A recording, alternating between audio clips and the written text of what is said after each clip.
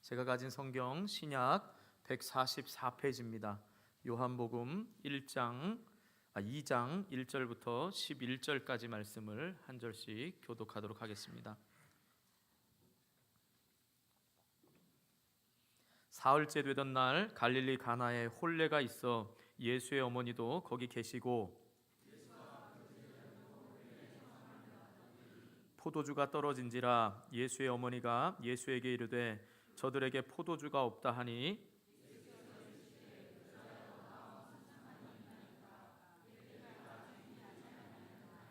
그의 어머니가 하인들에게 이르되 너희에게 무슨 말씀을 하시든지 그대로 하라 하니라.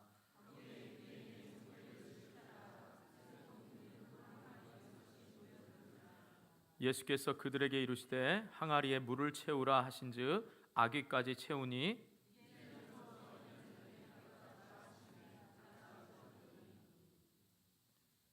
연회장은 물로 된 포도주를 맛보고도 어디서 났는지 알지 못하되 물 떠온 하인들은 알더라. 연회장이 신랑을 불러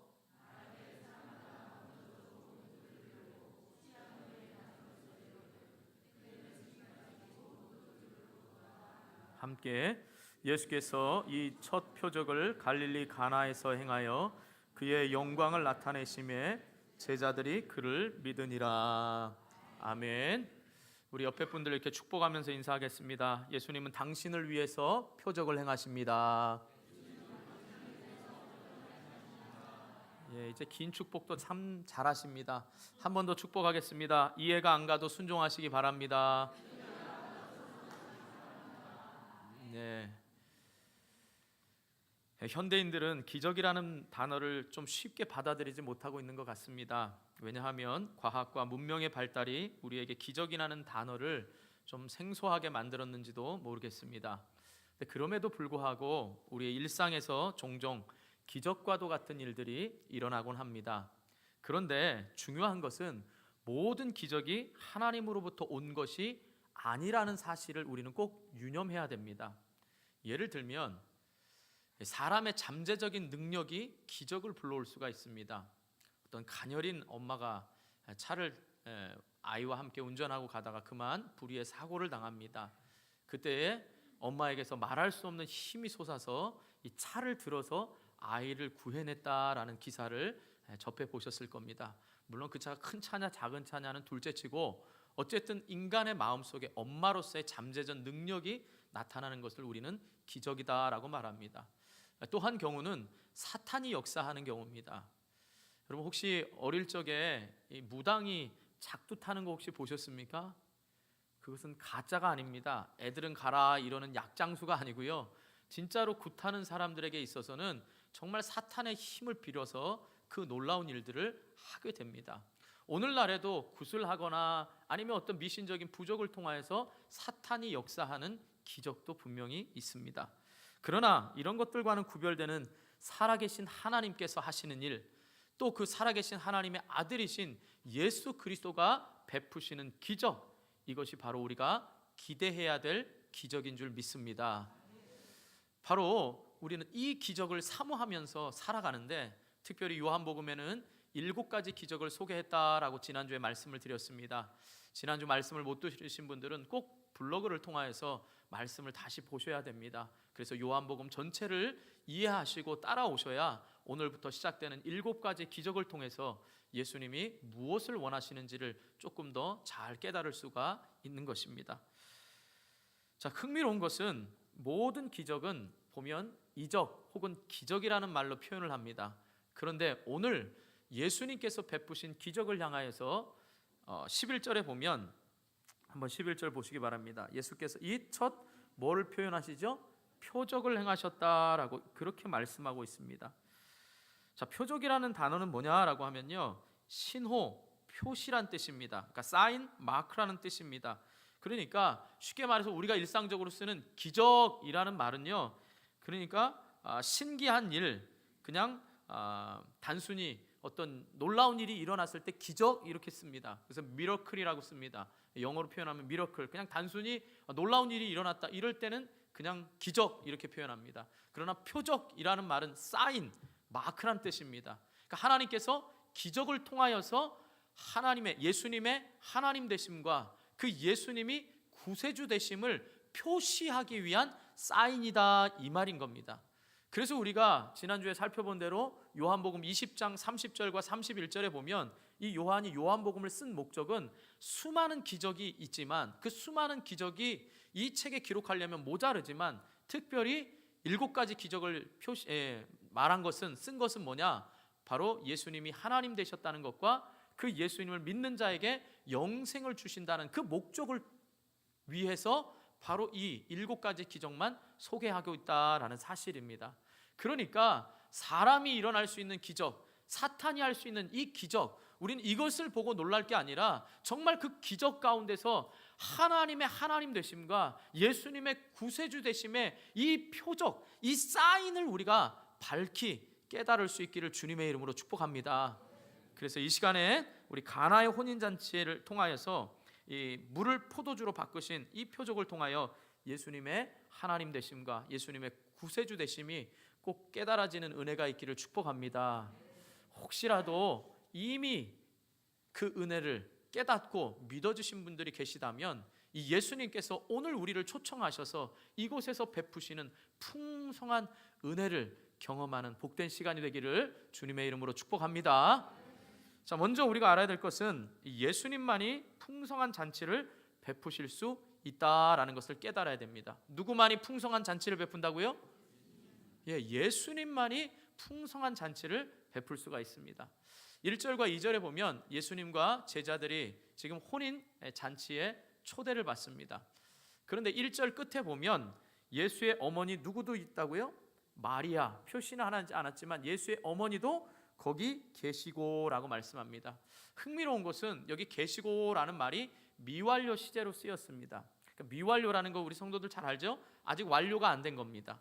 당시의 결혼 예식은요 7일 동안 거행했습니다. 대단하죠? 첫째 날에는 결혼 예식을 하고 저녁에 마을 한 바퀴를 돕니다. 그러니까 행진을 합니다. 그리고 남은 6일 동안에는 이제 피로연을 베풉니다. 그래서 그 피로연 음식을 6일 동안에 마을 사람들이 올 것을 준비해서 풍성하게 준비를 합니다.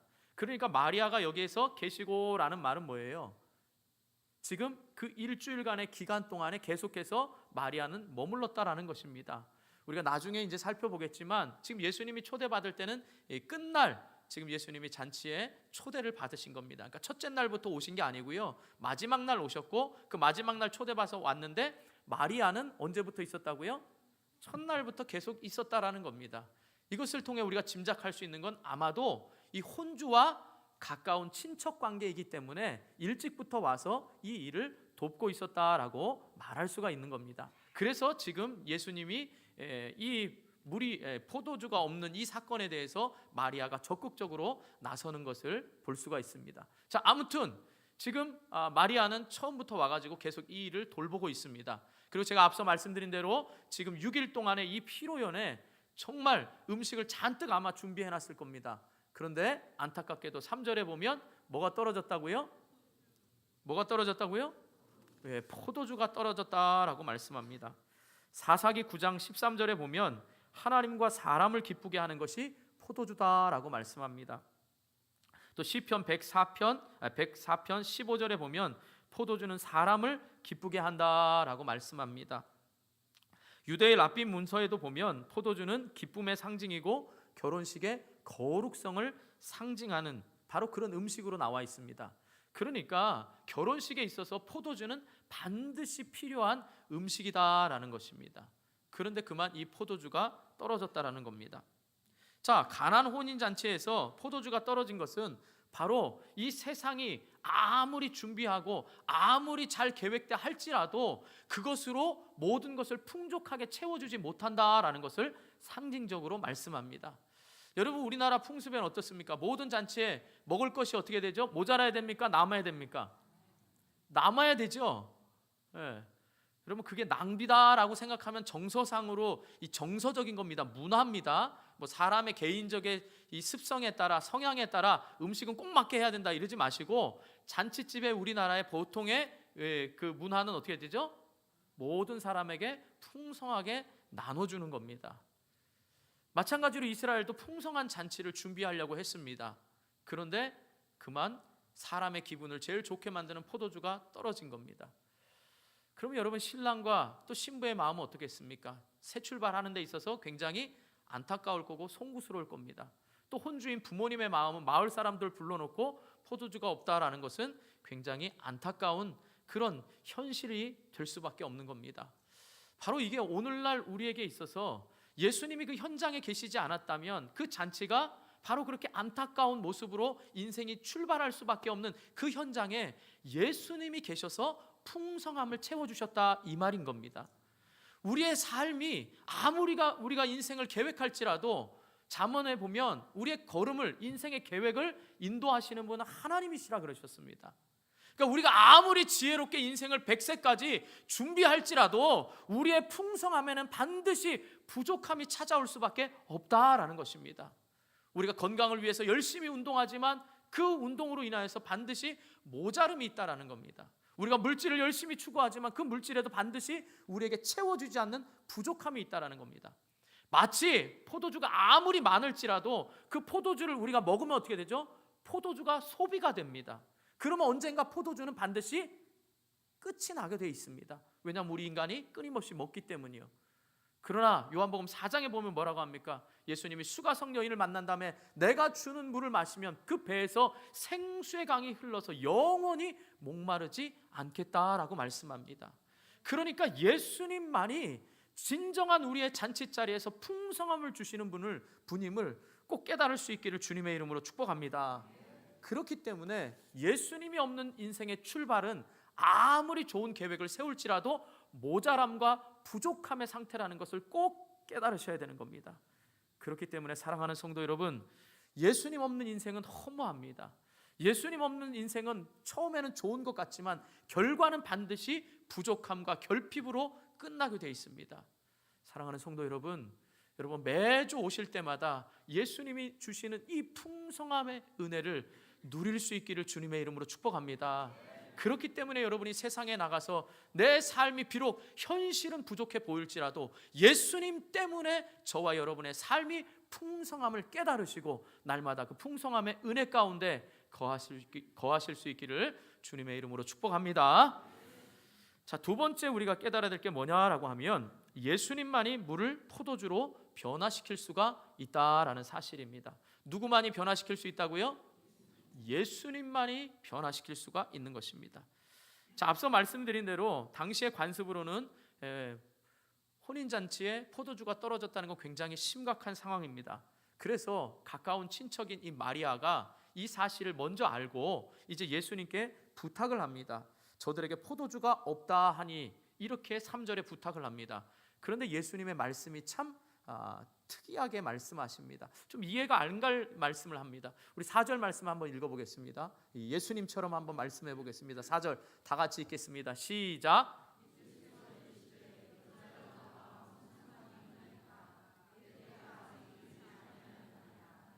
예, 어떻게 보면 딱 냉정하게 거절하는 것 같지요. 아무리 메시아라지만 어머니한테 여자여, 이게 우리말로 들으면 여자여 이 말이 굉장히 좀 안 좋게 부르는 것 같지요. 예수님이 십자가상에서도 여자여 마리아에게 이렇게 불렀거든요. 근데 이게 원어로 보면 여기 귀나이라는 뜻이거든요. 이 귀나이라는 말이 실제로 우리말과 영어의 표현이 사실 없습니다. 그래서 NIV 성경에 보면 이 표현에 대해서 NIV 성경도 이 말을 생략을 했습니다. 그러니까 예수님이 이 여인에게, 그러니까 마리아의 어머니에게 여자여 한 이 말은 사실은 이 헬라어 어법으로 보면 이 존칭의 말을 쓴 겁니다. 그래서 어떤 뜻이냐 하면 왕이 왕후에게, 자기 아내에게 존칭해서 부를 때 이 표현을 썼습니다. 그러니까 정확한 표현의 귀나이라는 이 말이 우리로는 이해할 수 없지만, 그러니까 여러분 어쨌든 이 여자여라는 이 표현이 예수님이 굉장히 마리아를 좀 업신여겨서 나와 무슨 상관이야 이렇게 말하는 게 아닙니다. 이해하셨죠? 그리고 여기서 나와 무슨 상관입니까? 라고 말할 때 여자여 당신하고 나와 무슨 상관이 있습니까? 이 표현이 아니라 여자여 이 일이, 지금 포도주가 없는 이 일이 당신과 나한테 무슨 상관입니까? 이 표현인 겁니다. 그러니까 지금 예수님이 마리아의 관계에 있어서 나 당신 상관없습니다. 여자여 이렇게 홀대한 것이 아니라 이 사건이 당신과 나와 무슨 상관이 있습니까? 그런데 여기서 중요한 게 있습니다. 그 다음 표현입니다. 내 때가 아직 이르지 아니하였다라는 겁니다. 내 때라는 건 뭐냐라고 하면 예수님이 십자가에 죽으실 때입니다. 그리고 철저하게 하나님의 시간표에 따라 움직이게 됨을 말씀하고 있는 것입니다. 그러니까 지금 여기서 마리아는요, 포도주가 없으니까 단순히 예수님이 이미 탄생할 때부터 자기가 경험한 메시아라는 걸 알고 있었기 때문에 당신이면, 예수님이면 이 문제를 해결할 수 있습니다라는 마음을 가지고 이 문제를 해결해 주십시오라고 이런 단순하게 포도주가 없는 거에 대해서만 말했습니다. 그런데 예수님은 이렇게 지금 말하면서 뭘 얘기하시냐? 나는 철저하게 메시아로서만 내가 표적을 행하고 메시아로서 하나님의 뜻을 따라 움직이지 당신이 말한다고 해서 내가 지금 이 일을 행하는 게 아니다, 이 말인 겁니다. 이해하셨습니까? 이 말을 잘못 오해하는 우리 천주교에서, 혹시 여기 천주교에 다신 분 안 계시죠? 천주교로 여기가 천주교인 줄 알고 잘못 들어온 분 안 계시죠? 네. 또 천주교에서 오신 분 너무 또 낙담하지 마시고요. 자, 천주교에서는 이렇게 표현합니다. 지금 마리아의 말을 예수님이 들으셨잖아요. 그러니까 마리아를 통해서 기도하면 기도가 응답이 된다라고 해가지고 마리아의 이름으로 기도하면 응답된다. 그래서 마리아를 중보자로 봅니다. 이해하셨습니까? 하나님과 우리 인간 사이의 중보자를, 마리아를 껴넣어가지고 마리아를 숭배하는 겁니다. 그러니까 여기서 예수님이 마리아의 말을 들었기 때문에 마리아의 이름으로 기도하면 기도가 응답된다, 이렇게 잘못 볼 수 있는 겁니다. 이해하셨습니까? 그런데 마리아가 무슨 잘못입니까? 천국 가서 물어보세요. 마리아가 무슨 잘못이에요? 이것을 이렇게 말하는 종교인들이 문제인 거지요. 하나님과 인간 사이의 중보자는 예수님밖에 없습니다. 그래서 예수님께서 여기서 내 때가 아직 이르지 않았다, 이 말이 중요한 겁니다. 단순한 기적을 베푸심이 아니고요, 단순한 포도주를 요구하는 이 마리아에게 철저하게 예수님은 내가 행하는 표적은 철저하게 메시아됨을 나타내고 철저하게 하나님의 시간표에 따라 할 것이다. 그러니까 내가 너의 요청 때문에 하는 것이 아니라 내가 메시아됨을 위해서 내가 아버지의 때에 반드시 이 일을 할 것이다 라는 이 기적은 예수님이 주도적으로 하고 계신다, 이 말인 겁니다. 이해하셨습니까? 여러분, 이게 중요합니다. 예수님이 기적을 행하실 때는 예수님 자신을 드러내거나 예수님 마음대로 하시거나 그냥 나 이런 사람이야, 니들 내 말 잘 들어, 이러기 위해서 기적을 행하신 게 아닙니다. 그러니까 마리아의 요청 때문이 아니라 예수님의 때, 예수님의 그 메시아 되심을 위해서 기적을 행하셨다는 겁니다. 자, 그렇기 때문에 오늘 말씀에 보면, 자, 결례를 따라 물 항아리에 채우라라고 말했습니다.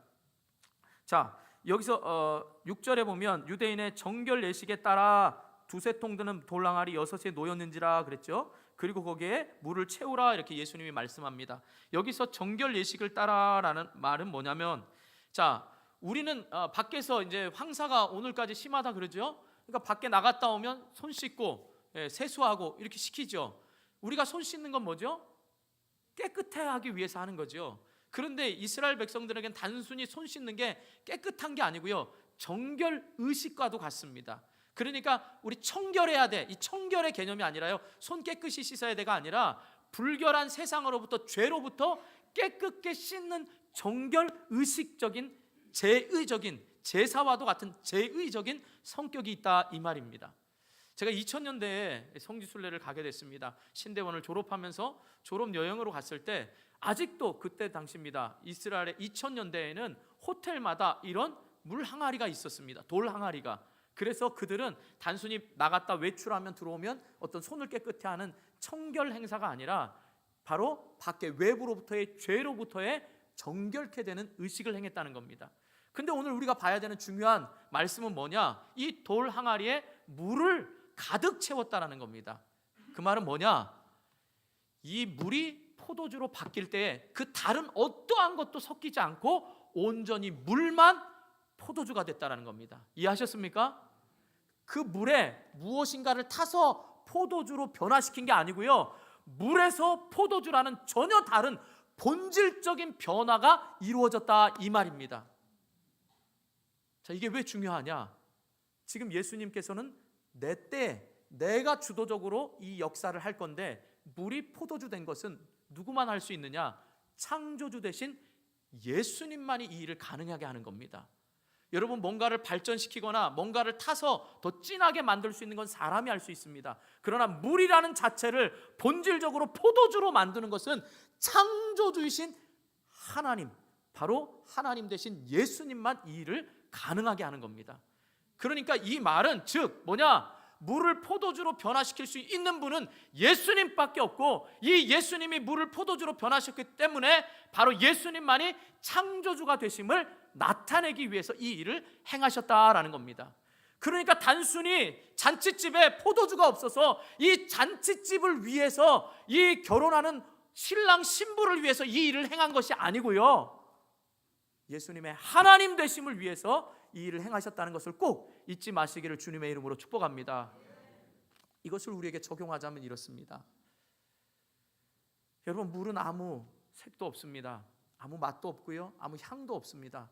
여기서 또 물도 각자 맛이 있습니다, 이렇게 말하는 분은 설교에 전혀 도움이 안 됩니다. 제가 물 맛을 얘기하는 게 아닙니다. 이해하셨죠? 정신 차리셔야 됩니다. 물에도 맛이 있습니다. 또 이런 광고가 있다면 또 목사님이 물에 맛이 없다 그랬는데 이렇게 또 오해하지 마시고, 물에는 맛도 없고 색깔도 없고 향도 없습니다.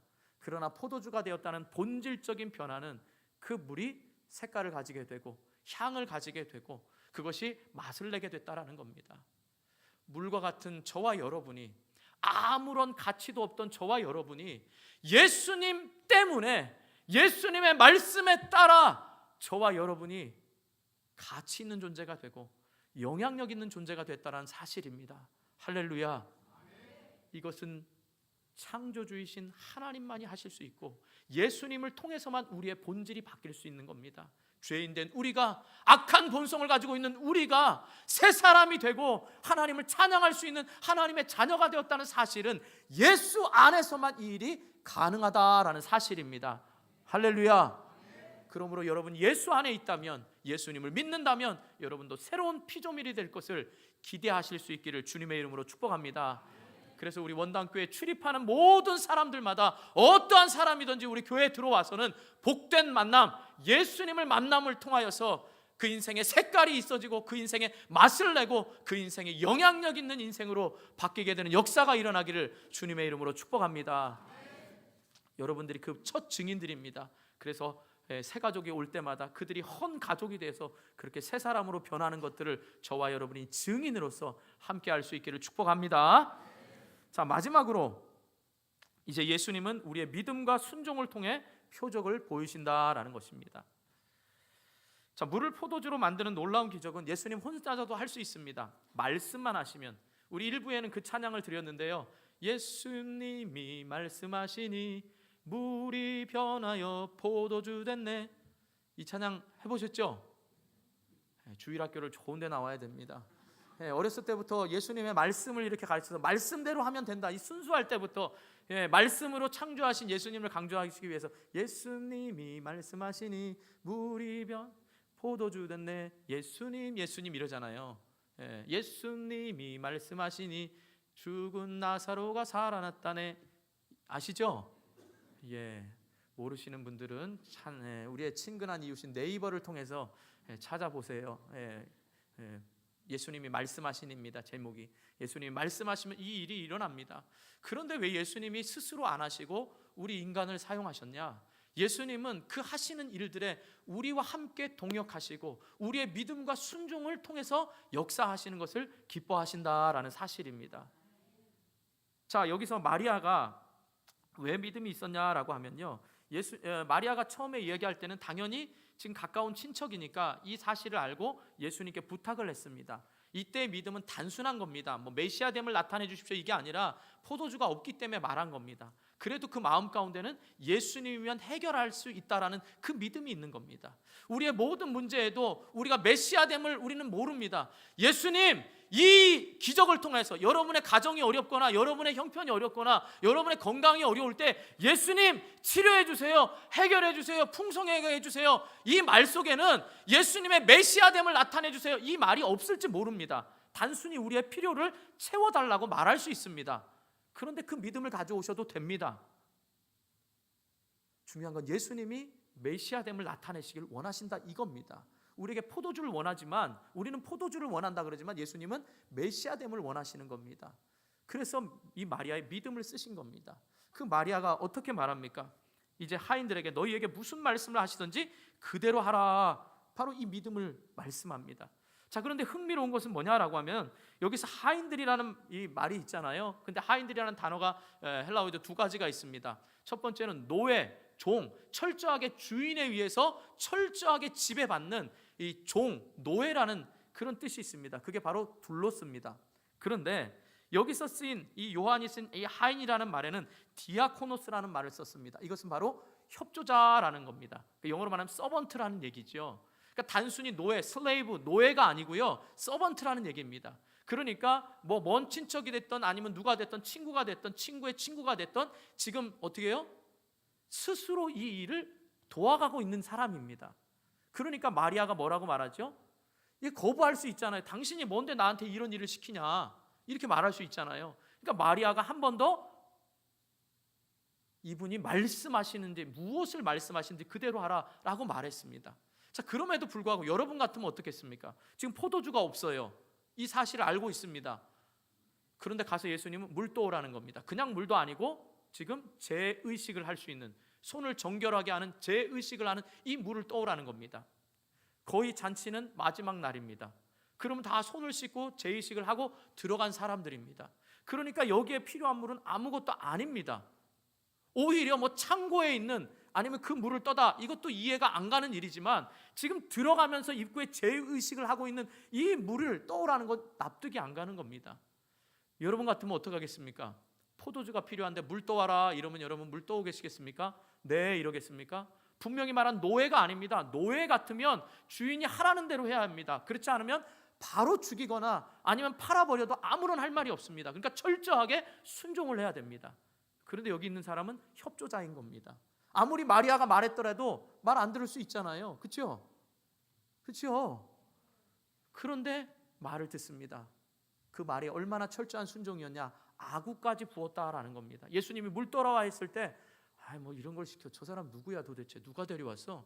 저 사람 누구래? 그냥 마리아 아들이래. 그냥 뭐 마리아가 시키니까 해보자 라고 그냥 성의 표시만 해도 됩니다. 조금만 부어도 되는데 아구까지 가득 채웠다라는 겁니다. 가득 채웠기 때문에 하나님의 역사가 풍성히 이루어지는 겁니다. 여러분 99%의 순종은 순종이 아닙니다. 100%가 순종입니다. 여기 지금 제가 이렇게 왔지 않습니까? 제가 이렇게 주님 말씀대로 몸부림쳐 살려고 하고 있지 않습니까? 귀한 일입니다. 그러나 100%의 순종만이 주님이 기뻐하신다는 사실을 꼭 깨달을 수 있기를 축복합니다. 자, 이 100%의 순종이 있었기 때문에 10절에 놀라운 결과가 나타납니다. 우리 10절 말씀부터 다 같이 읽겠습니다. 10절 시작.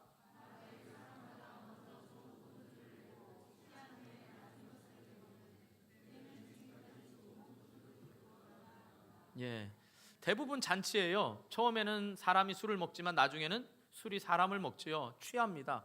그러니까 마지막에 되면 이 포도주 맛을 모르기 때문에 대부분 잔치는 물을 타든지 부족하면 물을 타든지 뭘 해서 마지막에 맛없는 거를 내놓는 게 대부분의 관례입니다. 그런데 이 술 취해서 몽롱한 사람들이 마지막 이 포도주 맛을 먹고 깜짝 놀라는 겁니다. 야, 어쩜 이렇게 포도주가 맛있냐? 이러고 깜짝 놀라면서 신랑을 데려오라고 합니다. 그래서 9절 끝에 보면 연회장이 신랑을 불러 말하되 사람마다 먼저 좋은 것. 그러니까 신랑을 지금 칭찬하고 있습니다. 그런데 중요한 것은 9절에 보면 어디서 났는지 알지 못했다라고 했습니다. 주인마저도 신랑마저도 이 맛있는 포도가 어디서 나온지를 지금 모르는 겁니다. 누구만 아는 거죠? 하인들이 아는 거예요. 그리고 이걸 일이 일어난 다음에는 누가 알죠? 마리아가 부탁했으니까 마리아가 아는 겁니다. 또 후에 말하겠지만 제자들도 압니다.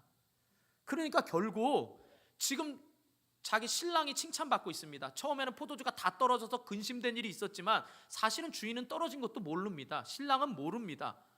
모르고 지금 이 일이 잘 되고 있구나 생각하고 있는 겁니다. 저와 여러분의 삶에도 그냥 이렇게 있으니까 잘 되고 있는 거라고 착각할 수 있습니다. 또한 여러분들이 이 예배당에 나와서 오늘 참 예배 뭔가 느낌이 좋았어, 아니면 뭔가 내가 구경 잘했어, 오늘 찬양대 참 잘하던데 오늘 쉐키나 찬양단 참 은혜스럽던데, 아니면 오늘 목사님 참 넥타이가 참 아름답던데, 이런 걸 보고 갈 수 있습니다. 그러나 본질적으로 알아야 될 것은 이 물이 변하여 포도주가 되게 한 이 창조자이신 예수 그리스도를 만나보지 못하고 단순히 잔치에서 포도주 맛있었어, 이래서는 안 된다는 겁니다. 잔치가 끝나갑니다. 사람들은 말할 겁니다. 이번 잔치에 마지막에 포도주 끝내줬어, 포도주 맛있었어, 이렇게 말할 수 있을지 모르겠습니다. 그러나 이 하인들에게는 더 이상 포도주가 중심이 아닙니다. 뭐가 중심이겠습니까? 물을 포도주로 변한 이분이 도대체 누구야? 야, 내가 그 말에 순종하고 했더니 이 놀라운 일이 일어났어. 사람들은 이게 더 맛있다고 해. 도대체 이분이 누구냐라는 겁니다. 그때 예수님이 본질을 바꾸시는 분이 창조자가 아니면 안 되시기 때문에 메시아라는 걸 깨닫고 예수님의 제자가 된 줄 믿으시기 바랍니다. 이게 우리가 잔치에 있어서 가장 풍성히 누려야 될 잔치인 겁니다. 예수님은 우리에게 풍성한 잔치를 베푸시게 오셨습니다. 그렇기 때문에 예수님은 요한복음 10장 10절에 내가 온 것은 양들로 하여금 더 풍성하도록 오시겠다라고 말했습니다. 마태복음에도 보면 예수님께서 제자들과 함께 있는 모습을 뭐라고 비유하셨냐? 혼인잔치에 비유하셨습니다. 그래서 혼인잔치에는 금식하지 않고 오히려 즐거워한다라고 예수님이 제자들과 함께 있는 것을 혼인잔치에 비유하셨습니다. 그렇기 때문에 가나의 이 첫 잔치를 여시면서 예수님이 첫 표적으로 보여주신 이게 바로 의미가 있는 겁니다. 예수님은 우리에게 풍성한 삶을 주시기에 오셨습니다. 여러분이 누리는 풍성한 삶, 그저 잘 되고 있구나, 이 정도로 깨달으면 여러분 잔치 끝나고 예수님을 못 만나고 그냥 풍성한 삶으로 끝나버리는 겁니다. 여러분이 잔치 가운데 만나야 될 진짜의 풍성한 복은 뭐냐? 예수가 그리스도라는 사실과 예수가 하나님이라는 사실과 예수가 본질을 바꾸실 수 있는 구세주라는 사실을 꼭 깨달을 수 있기를 축복합니다. 그렇기 때문에 저와 여러분은 단순하게 병 고쳐주세요, 물질 주세요, 우리 자녀 문제 잘 해결해 주세요, 사업 잘 되게 해주세요, 이걸로 요구하지만 예수님이 원하시는 건 그걸 할 수 있는 분이 누구고 그 하면서 삶을 이끌어 가시는 네 인생의 주인이 누구냐, 이걸 알기를 더 원하시는 겁니다. 또 하나 우리가 간과해서는 안 되는 사건이 있습니다. 중요한 이 사건이 있습니다. 이것이 누구를 위한 것이냐라고 여러분 생각해 봐야 됩니다. 단순히 포도주를 통해서 잔치상을, 이 잔치 혼인잔치를 풍성하게 했다, 이게 아닙니다. 11절 말씀 보겠습니다. 11절 말씀 다 같이 또 읽습니다. 시작.